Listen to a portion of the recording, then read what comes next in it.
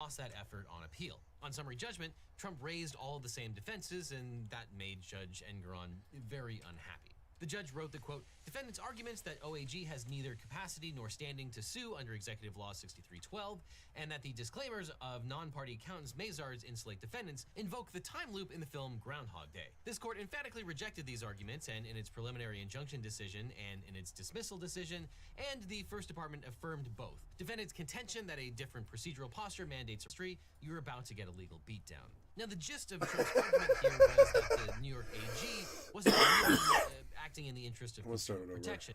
The Trump organization just got nuked from orbit. It's not getting a lot of press, but this is a blockbuster ruling that just put Trump's entire business empire in jeopardy, and it's just going to get worse for him. And this likely isn't just some slap on the wrist that he can get out of. No, this looks like it's really going to hurt Trump in the place that he really cares about, his pocketbook.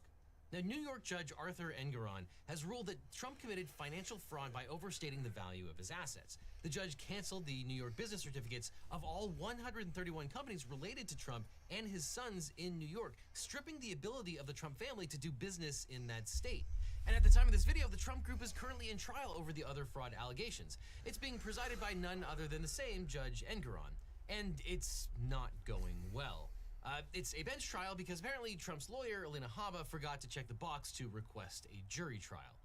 She really earned that F-tier ranking. But even before trial, the judge's order on the first count is catastrophic. And the repercussions from this are staggering. This is like bankruptcy, but much worse. And as you may know, the New York Attorney General filed charges alleging that the Trump organization committed fraud for at least a decade involving conduct across more than 23 different properties and other assets. We did a video on this complaint, which you can watch for a deep dive into those allegations. But here's a quick recap. When valuing the Trump properties, the Trump organization would change methodology on how to value the properties from year to year, or even within the same year, depending on who they were talking to. Some of the fraud was allegedly accomplished through sophisticated accounting sleight of hand, but other acts were blatant and easy to detect. For example, Trump estimated that his own triplex apartment in Trump Tower was 30,000 square feet when it was actually 10,996 square feet. In 2015, Trump valued the apartment at $327 million in total, or $29,738 per square foot.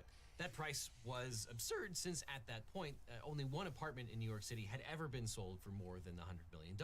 And that sale was in a newly built ultra-tall tower. No apartment in the 30-year-old Trump Tower has ever sold for more than $16.5 million. And he allegedly, well, no, I guess at this point it's not alleged anymore. It's been proven that he used the same trick with his Florida real estate. The Attorney General said that Trump valued Mar-a-Lago as high as $739 million, when it should have been valued at around 1/10 that amount, or $75 million. Attorney General Letitia James said that the higher valuation was, quote, based on the false premise that it was unrestricted property and could be developed for residential use, even though Mr. Trump himself signed deeds donating his residential development rights and sharply restricting changes to the property. And the judge discussed Mar-a-Lago quite a bit in his detailed order. Here's a quick rundown because it shows how Trump gamed the system and why he's in big trouble now.